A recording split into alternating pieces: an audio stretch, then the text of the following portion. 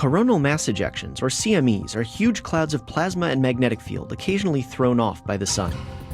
Scientists study them because the massive bursts pose a threat to space-based technology and even power grids on the ground. Within each CME lies a kernel known as a flux rope, tightly wound groups of magnetic field lines that can contain and transport solar material. Astronomers have seen them as the CME bursts off the sun, but they have been next to impossible to detect on the sun itself. New research using NASA's Solar Dynamics Observatory has now shown that they can be seen in just one of its cameras, which shows the very hottest material on the sun. By watching a flux rope form and eject as a CME, the research has brought some closure to one long-standing mystery: whether ropes form before or during the CME's eruption. It's impossible to actually see the flux ropes, or any of the sun's powerful magnetic fields involved with CMEs and flares, because these fields are invisible. But scientists can map them by observing plasma trapped by these fields, which shows up as thin lines in extreme ultraviolet light.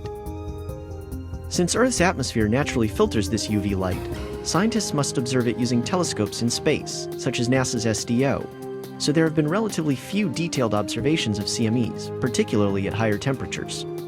SDO images the sun at high image and time resolution.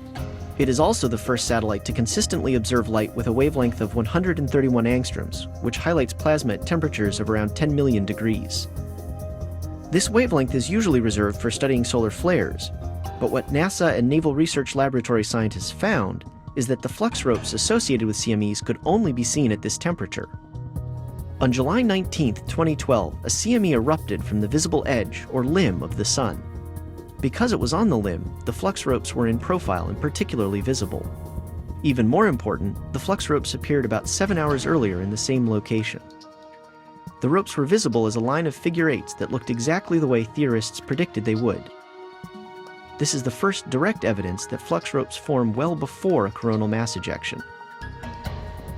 Footage of the CME from the SOHO spacecraft confirmed the presence of the flux ropes. By adding footage from the Stereo A spacecraft, which is viewing the sun from an entirely different angle, the researchers were able to create a three-dimensional picture of the flux ropes. For the most part, they follow the classic figure-eight pattern previously observed and predicted by solar models. But some of these ropes also had feet which extended farther away than scientists expected. This deviation from the models is interesting and requires further study.